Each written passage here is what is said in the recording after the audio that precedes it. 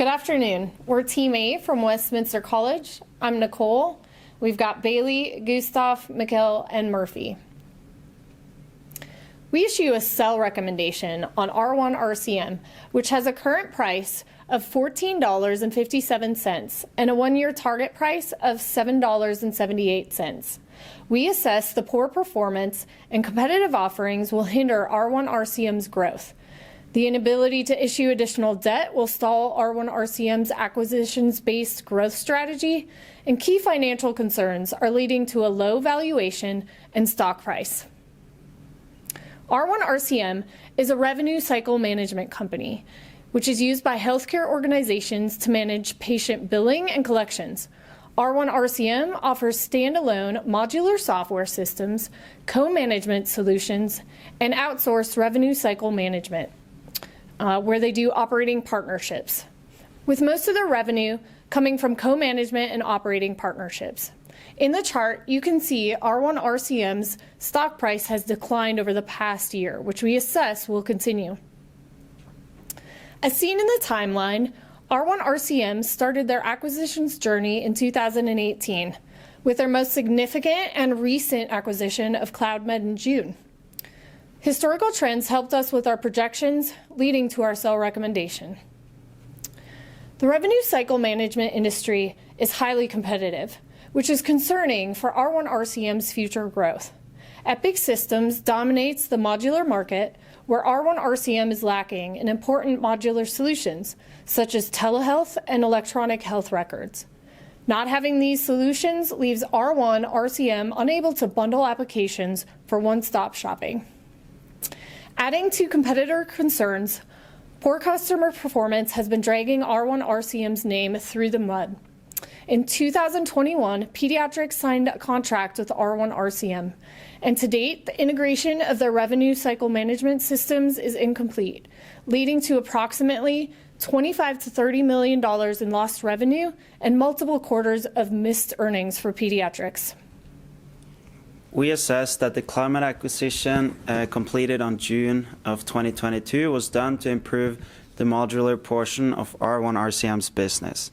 However, CloudMed and R1 RCM are not amongst the top 5 amongst its competitors. Given the Pediatrics fiasco, we believe that R1 RCM will struggle to attract new modular customers, which will limit the effectiveness of the sizable CloudMed acquisition.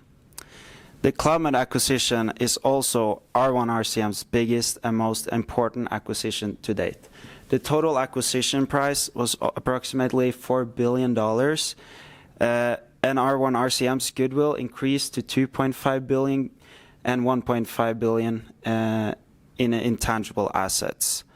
The acquisition resulted in a tangible equity drop in 2022 from negative $400 million to negative $1.3 billion, raising concern if CloudMed does not perform as expected. This graph also shows how R1 RCM has boosted their sales growth through acquisition and also added goodwill accumulation throughout the years.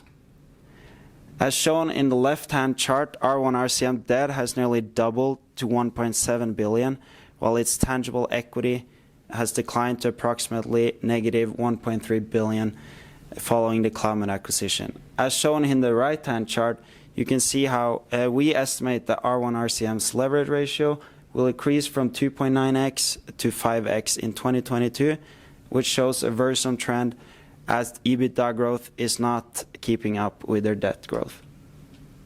So as we have seen, R1 RCM has a high leverage ratio, which will limit their ability to issue debt and grow through acquisitions. This contention is further supported by R1 RCM's B+ credit rating. In addition to that, we have seen the Fed continue to raise rates, which is leading to higher interest expenses for R1 RCM's $1.3 billion floating rate loan. In this graph, we can see the increase in sales due to the acquisition of CloudMed, and we can also see the organic revenues. And we don't expect this growth to continue due to lack of organic growth. R1 RCM's profitability has been driven by incentive fees, which dropped $9.1 million in Q3. This is primarily due to pay reimbursement turnaround times and poor performance from R1 RCM led to longer than expected timelines to achieve performance goals. This graph shows our estimated incentive fee revenues with a substantial drop in 2022, showing a decrease of 29% from its peak in 2021. Furthermore, we predict a further strain on incentive fees based on continued pay delays from customers due to weak economy and R1RCM's recent performance.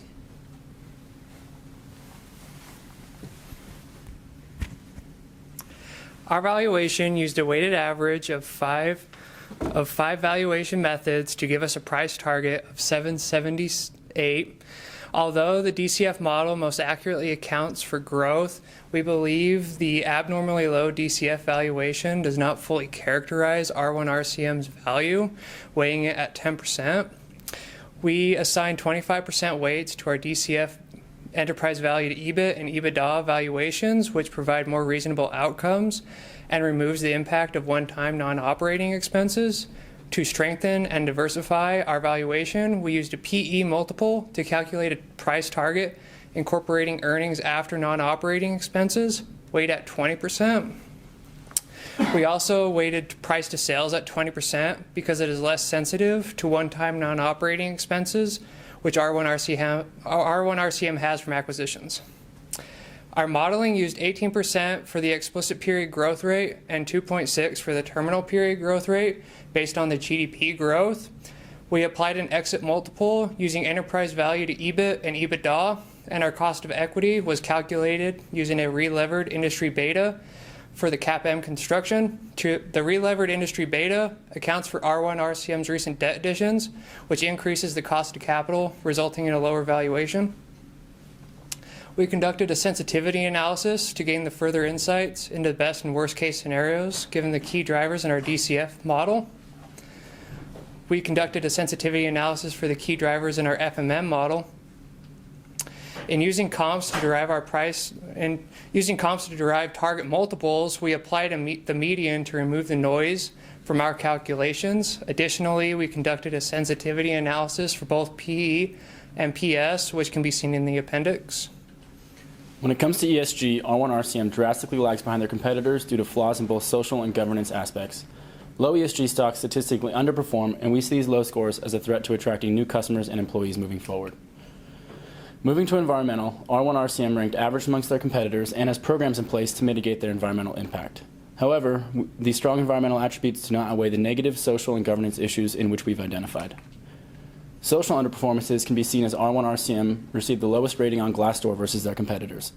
Low ratings on sites like this will make it difficult for them to attract both new customers and new employees moving forward.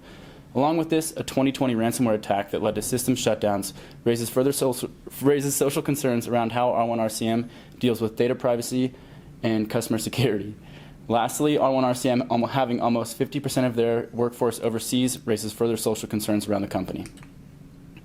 For governance, R1RCM received the lowest rating due to a lack of women on the board and in management positions. This is especially concerning in the healthcare industry, in which over 70% of employees are women. We also have major concerns regarding the recent management change, as Lee Rivas takes over after the former CEO left unexpectedly and with 4 C-suite changes announced since November. This massive disruption to the management structure indicates further operational risks moving forward. R1RCM also has extremely low executive ownership versus their competitors. In fact, the next lowest competitor still has over 9 times the amount of executive ownership as R1RCM. Along with this, there's been an increase in short interest over the past year, with short interest as a percentage of float reaching as high as 14.5%, which is an indicator of negative investor sentiment around future performance. We reiterate our sell recommendation in R1RCM with over a 50% stock price drop over the next year, and related to the concerns and issues we have identified throughout our presentation. Thank you.